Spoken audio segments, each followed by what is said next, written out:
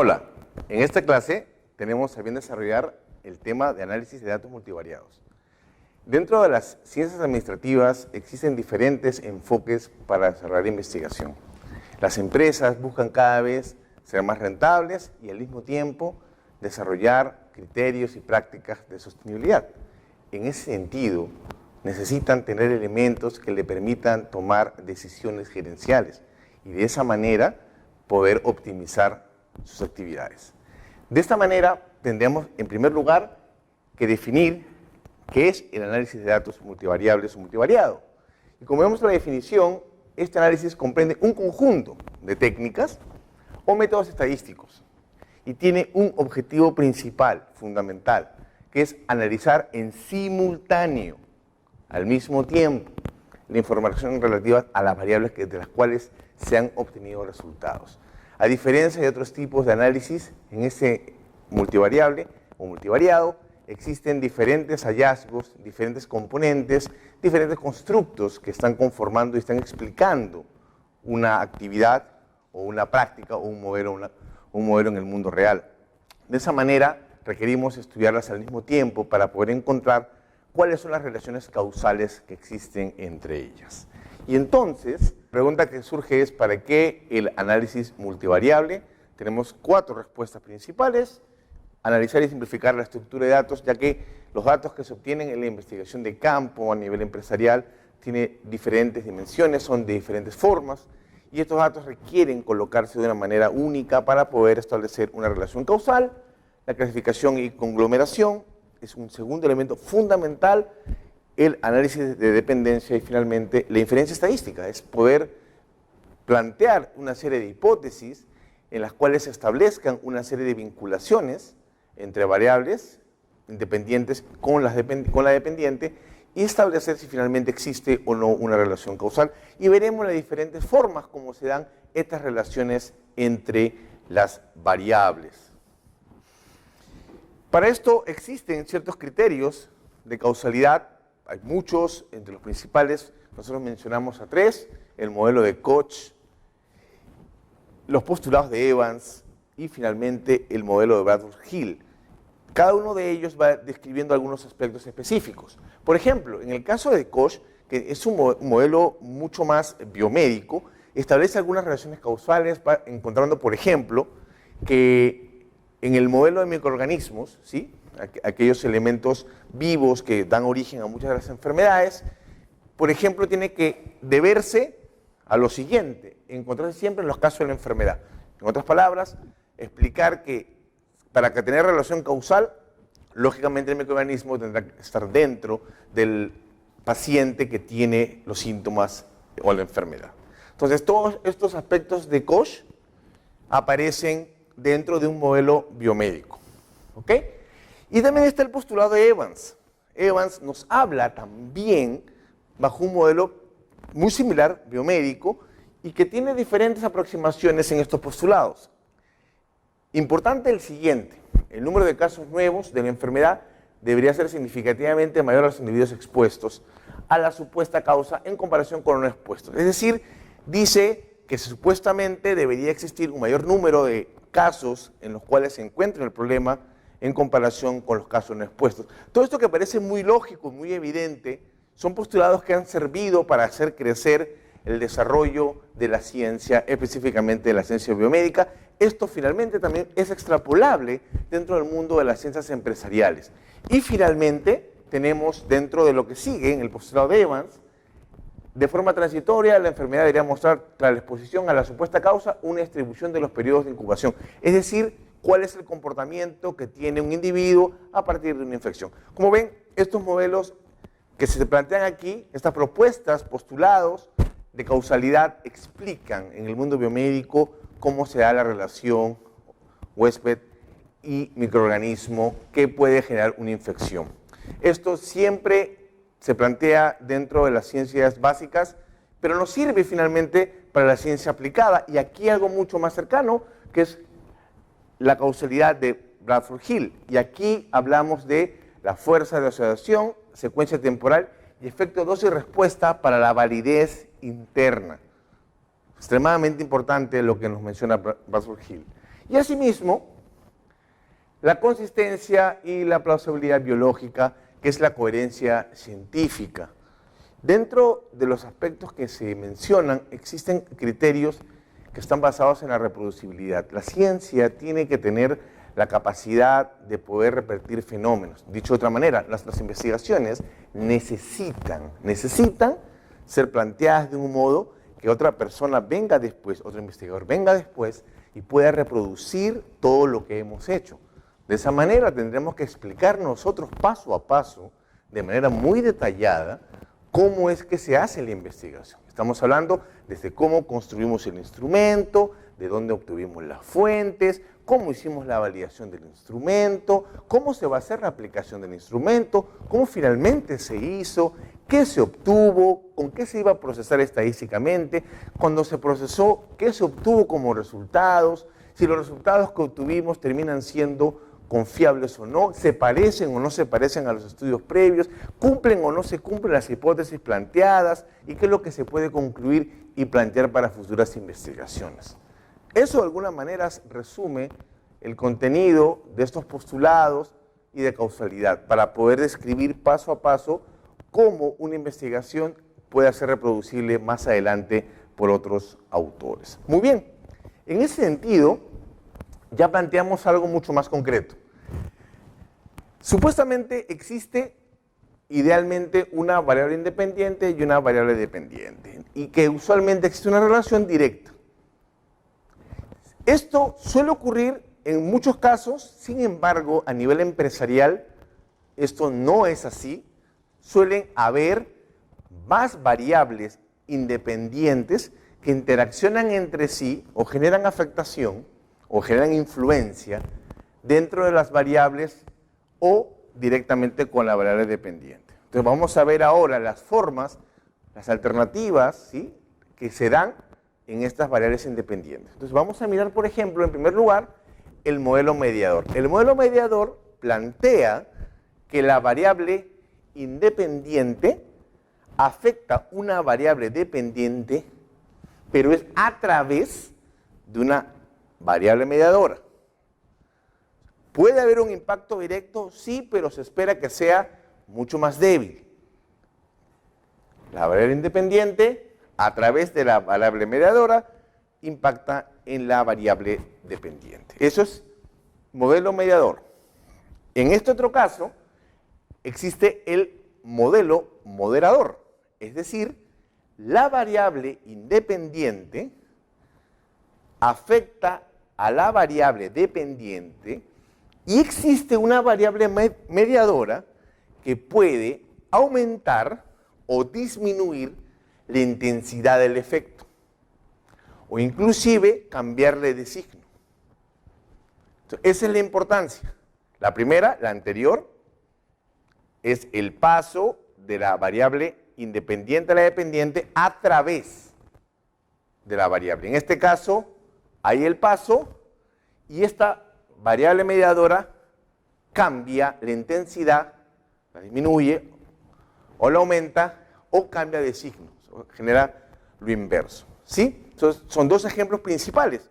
Ahora, claro, podría ser que se den ambos fenómenos, ambos tipos de modelos al mismo tiempo. Sí, un modelo de investigación podría contener la combinación de ambos. Entonces vamos a ver en lo que sigue algo mucho más directo y más aplicable. Veamos, caso de empresa 1. En este caso de empresa 1 nos situamos en una empresa que está interesada en que podamos trabajar un app que genere que las personas, los usuarios, hagan ejercicios. Y pensamos si realmente existirá o no existirá un mercado y cuál es la relación. ¿Cómo es que a través de un app, en un smartphone, en un iPhone, las personas finalmente puedan terminar haciendo ejercicios y mejorando su salud? Yo como empresa pienso y digo, bueno, vamos a ver si esto es cierto, vamos a analizar un poco más en detalle. Entonces vamos a mirar aquí a continuación que hay una relación causal. Veamos. Aspectos claves: autoeficacia, es la capacidad de sentirse seguros de que se va a hacer la actividad, es decir, el ejercicio, y las barreras que existen para finalmente hacerlo. Entonces veamos, el app debe permitir superar las barreras. Superar las barreras significa incrementar la autosuficiencia. Este incremento generará el incremento del ejercicio y el incremento del ejercicio mejorará los resultados de salud. Yo como empresa estoy pensando que eso es lo que va a ocurrir, que la app va a seguir esa relación de barreras, autoeficiencia, ejercicio y ejercicio, resultado en salud, que en el caso principal podría, por ejemplo, estar asociado con el índice de masa corporal. Bien, vamos a ver entonces, esto que hemos ido pensando está planteado en una investigación. Una investigación que básicamente se centró en eso, en cuál es el impacto de una app de ejercicios en la salud, en los resultados de salud de las personas a través del índice de masa corporal. Entonces, dentro de esta investigación, se plantea el modelo de investigación. Es decir, si el uso de los apps de ejercicios a través de la realización de los ejercicios genera un cambio en el BMI, que es el índice de masa corporal, expresado en inglés. Sin embargo, este modelo no está completo. Falta todavía algo más, que lo mencionamos hace un momento. Pero podemos ver como algo interesante los signos, signo más y signo menos. Es decir, a más uso de la app, más ejercicios. A más ejercicios, menos índice de masa corporal. Y esa es la relación que se espera encontrar. Ahora veamos, ¿cómo se completa el modelo? En realidad existe una variable moderadora, que son las barreras, y así como el ejercicio es una mediadora. Es decir, la combinación de ambas en este modelo. ¿Qué es lo que requerimos establecer? Requerimos establecer una serie de preguntas para las personas que son nuestro objetivo, los potenciales consumidores, y hacer preguntas de cada uno de los constructos y luego establecer cómo se relaciona. Entonces vamos a mirar ahora cómo se van generando. Para el caso del app, del uso de app como tal, existen preguntas básicas. La primera es si realmente usa o no usa un app. Y en ese caso, la respuesta se divide en tres. Hay un grupo de consumidores que nunca utilizó un app de ejercicios, hay un segundo que lo utilizó alguna vez, pero actualmente no lo utiliza, y hay un tercer grupo que son los que están usándolo actualmente. Son los tres grupos que se esperaría. Y claro, la pregunta principal, extraída directamente de la investigación mostrada hace un momento, es si alguna vez ha utilizado apps de ejercicios en algún tipo de dispositivo, ¿correcto? Y para que sea sencillo, hacen una definición operativa. O sea, todos entendemos aparentemente que es un app, pero para fines prácticos en la investigación, aspecto importante para recordar en futuras investigaciones, yo creo que la gente entiende el concepto. Quizás el concepto no sea tan claro. Entonces requerimos que la gente tenga un criterio uniforme y para eso le entregamos directamente una definición operativa en el momento de utilizar el instrumento. Entonces vamos a mirar ahora que respecto al app hubieron algunas preguntas, ¿no? ¿Por cuánto tiempo ha usado, viene usando el app de ejercicio? Si siente que es útil o no, diferentes trabajadas las preguntas específicamente para esta investigación en relaciones al app. Sin embargo, y lo más interesante es que para otros constructos utilizaron instrumentos preestablecidos, es decir, instrumentos que ya se habían trabajado antes. Entonces, para el entorno, el ejercicio que aparecía ahí, como mediadora existe el IPAC, que es un instrumento ya antes utilizado, publicado, como aparece arriba a la derecha, en esa publicación, de Craig y colaboradores en el 2003, inclusive disponible en una versión en castellano. Y veremos que el otro componente constructo de las barreras al ejercicio se utiliza otro instrumento que también ya fue antes publicado y desarrollado en este caso por estos autores aquí en el 1987. O sea, un instrumento mucho más antiguo y que ya se utilizó antes y que también se tiene disponible en castellano. Y podemos ver que el otro constructo, ¿sí? enfocado en la confidencia, ¿sí? En la certeza de que se va a hacer el ejercicio, tiene que ver con este ECS de Saldis y colaboradores de 1988, en el cual desarrolla un cuestionario que también está disponible en inglés y en castellano. Entonces, si se dan cuenta, lo que intentamos construir a partir de un modelo es ver la forma de medir, y no es que estemos necesariamente pensando en construir preguntas para cada constructo, si los constructos ya han sido trabajados antes y realmente pueden ser medidos con instrumentos ya antes validados. Eso es un tema fundamental. No se trata solamente de desarrollar investigación y crear siempre instrumentos nuevos. Si la bibliografía, si las referencias bibliográficas nos muestra que ya existen, pues vamos a cogerlos con mucho cuidado, analizarlos y ver cómo los podemos probar en nuestra realidad. Pues bien, veamos un segundo caso. Un caso 2, otra circunstancia. Vamos a pensar en una empresa que está pensando en comprar tecnología de la información. Va a implementar todo un programa para informatizar las actividades que tiene normalmente la empresa. Y pensamos, ¿será que será eficiente? ¿Habrá un impacto positivo en el desempeño de la empresa si logramos hacer una gran inversión en tecnologías de la información? Pues veamos, hay un dato que aparece en el 2010 por China Computer World Research, en el cual se habla de un monto de dinero que se invirtió en las empresas chinas y que, sin embargo, esa inversión en TIC no resultó en un gran impacto dentro del desempeño de las empresas chinas. Y nos puso a pensar, qué extraño, siempre se habla de que las tecnologías de la información y comunicación tienen un gran impacto y que siempre se espera y se promueve que existe una mayor informatización. Sin embargo, no necesariamente es un proceso directo, es decir, no necesariamente es una variable independiente afectando a una dependiente con una flecha directa, como lo vimos en un momento. En el mundo empresarial hay muchos más factores que están interrelacionando entre sí y que por tanto necesita analizarse con mucho más cuidado. Porque estos hallazgos de esta consultora de análisis de mercado no es casual, está explicando un fenómeno que se está dando y que pone en riesgo la inversión de las empresas.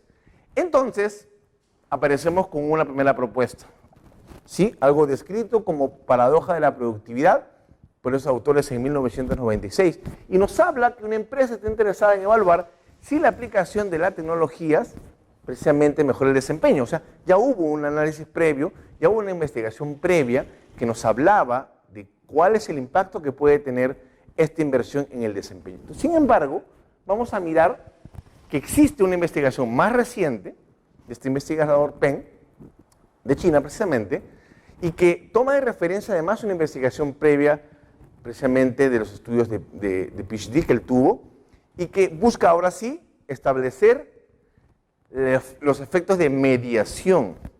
Es decir, establece que hay factores mediadores desde la inversión en tecnologías de información hacia el desempeño de la empresa.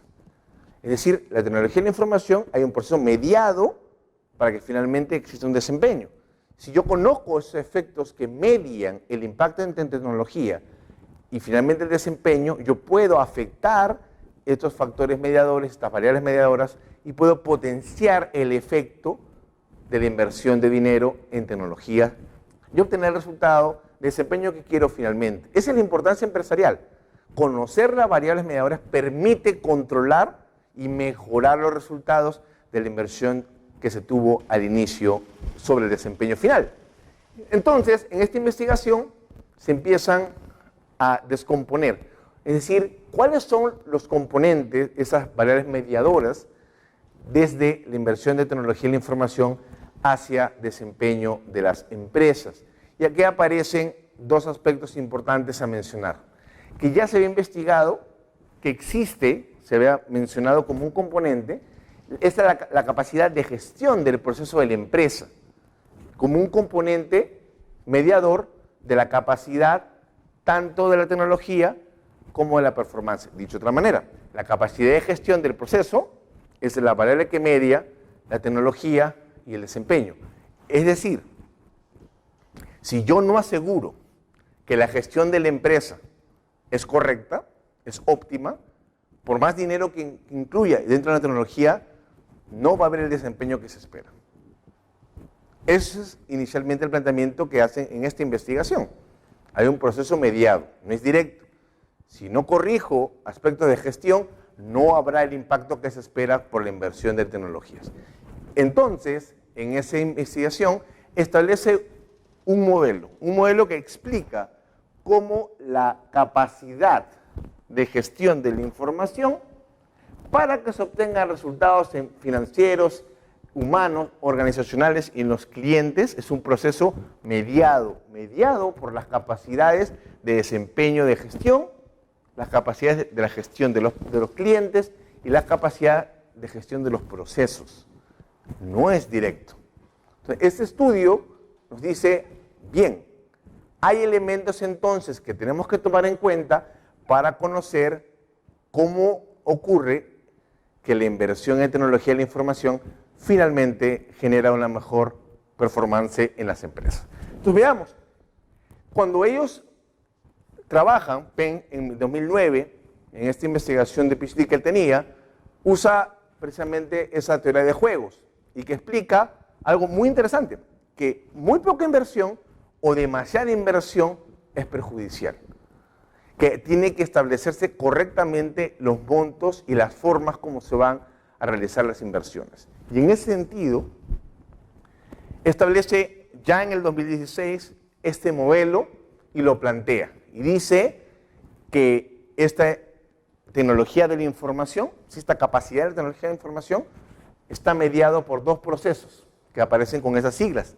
de BPMC y SCMC, cuyas siglas aparecen acá a la izquierda, que tiene que ver con la capacidad de la gestión interna del proceso de negocios y la capacidad del Supply Chain Management.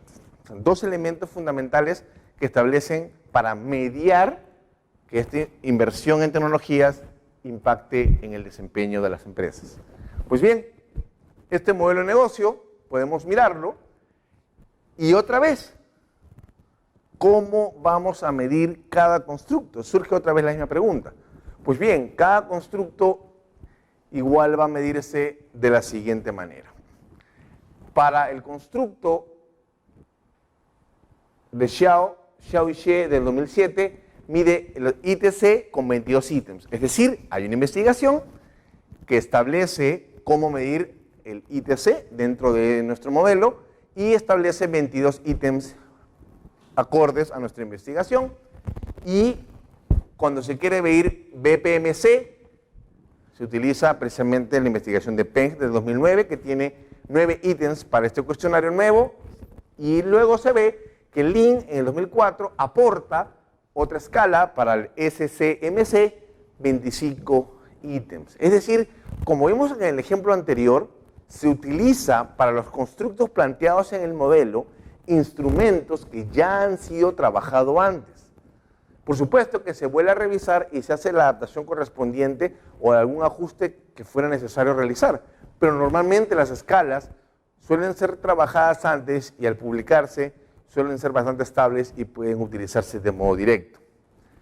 Finalmente, podemos mirar que para el caso del Firm Performance, es decir, el desempeño de las empresas, se utiliza la publicación de Chang y colaboradores de 1997. Bien, igual se ha conformado un nuevo cuestionario con varias preguntas a partir de preguntas de instrumentos previos para cada constructo. Ese es el modo como finalmente ocurren diferentes constructos o diferentes variables, que también como se le conoce. Y podremos ver por qué se llama multivariable entonces, porque son varias estas variables las que explican un fenómeno, las que explican la conducta y el comportamiento causal entre variables. Pues bien, veamos. Dentro de esta captura de imagen podremos ver que existen diferentes ítems que son trabajados a propósito de cada uno de los constructos. Cada constructo efectivamente tiene un conjunto de cuestionarios. Existen cuestionarios que pueden ser en formato de pregunta, existen otros instrumentos que pueden ser en formato de afirmaciones.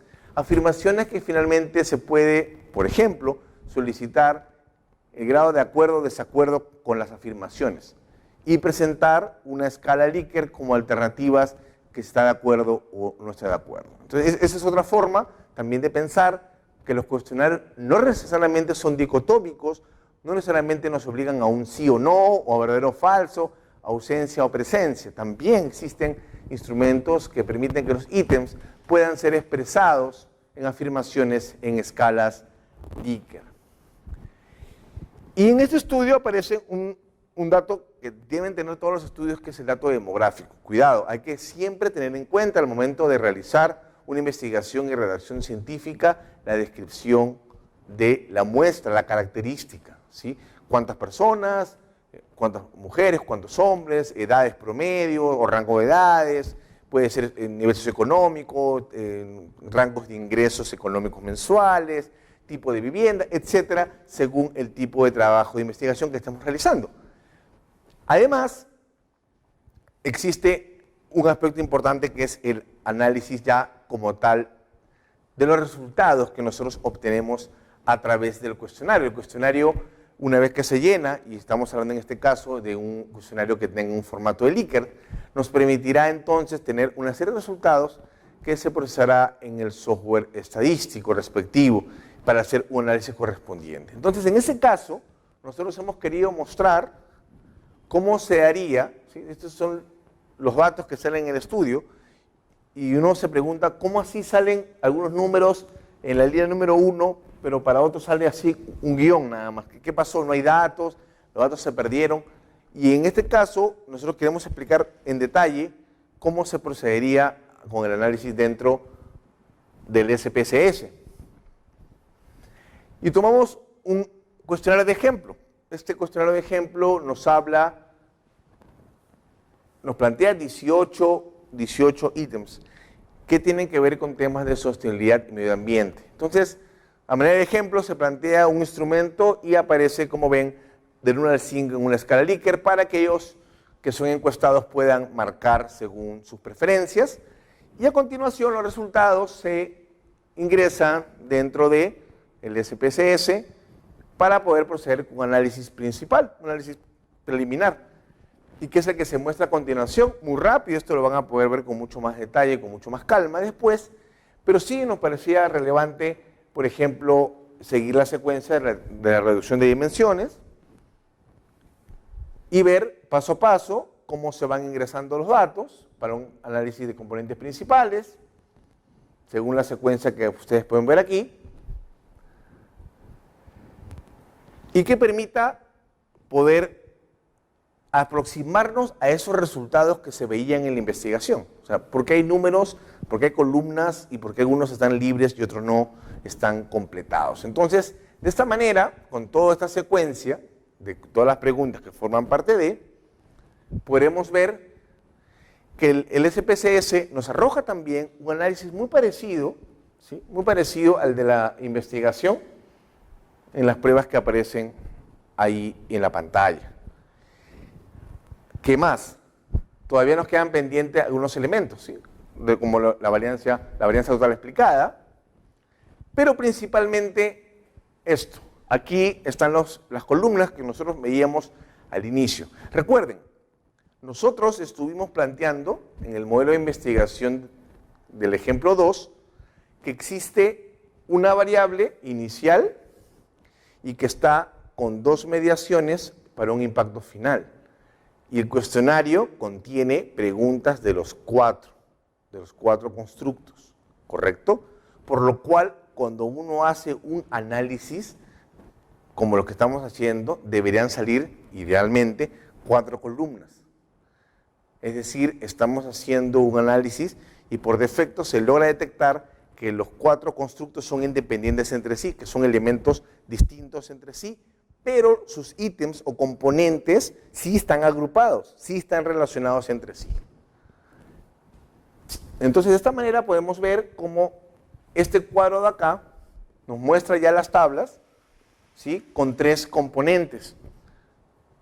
Esos guiones son de alguna manera simbólicos, es para explicar que no hay dato ahí, que es lo que aparece en este lado de la matriz de componentes rotados. Con eso se confirma que un grupo de preguntas forma parte en conjunto de una misma dimensión, de un mismo constructo, de una misma variable, como la que estuvimos viendo en la formulación del modelo de investigación.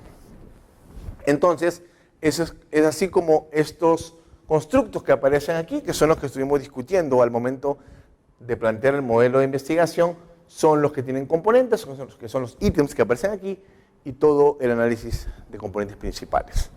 Bien. Las teorías que existen en ciencias tienen un impacto en la investigación y deben utilizarse para formular relaciones. Porque claro, uno podría establecer muchas relaciones entre diferentes actividades o diferentes componentes. Sin embargo, existen teorías ya que hablan de relaciones y explican una serie de dinámicas conductuales.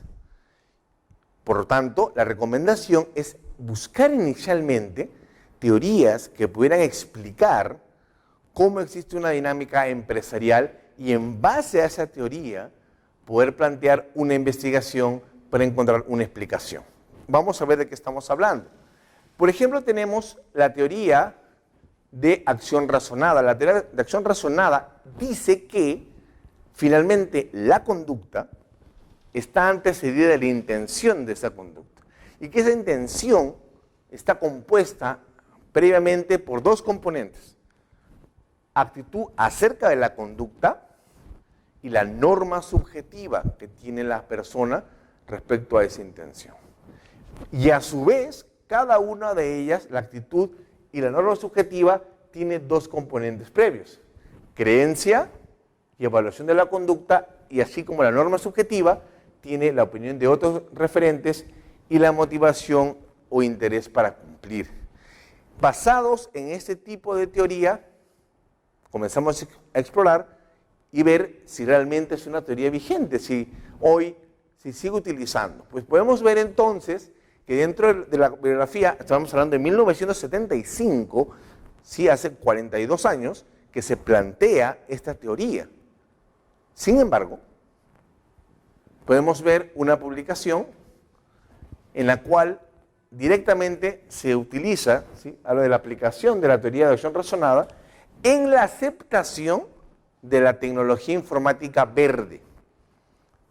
Y podemos ver entonces dentro del modelo, ¿sí?, que aparece el modelo, los componentes y constructos tienen ítems, como hemos visto en los ejemplos previos, que son los que aparecen aquí. Los ítems están divididos por cada uno de los constructos. Y tiene este modelo de investigación planteado. Este es el modelo que se plantea, que sigue la teoría de acción razonada. Es decir, no requerimos crear necesariamente modelos nuevos, podemos tomar teorías que explicaran esta dinámica específica. Y así como existe la teoría de acción razonada, que nos permite además comprobar y confirmar ciertas hipótesis que se pueden plantear, tenemos también, por ejemplo, otra teoría, que es la teoría social cognitiva, que también explica una dinámica a través de factores personales de comportamiento y factores de entorno. Y qué interesante, así como vimos hace un momento que habían variables que se combinaban, ¿sí?, mediadoras y moderadoras se combinaban en algunos estudios, pues en esta investigación que aparece como teoría de acción razonada, cuando vemos al interior del modelo, veremos que existen la combinación de dos teorías. Tiene la teoría de acción razonada y también tiene la social cognitiva. Entonces, así como también se combinan las variables, también se pueden combinar los planteamientos teóricos para generar un modelo distinto, un modelo mucho más claro, mucho más preciso para el fenómeno que nosotros estamos evaluando.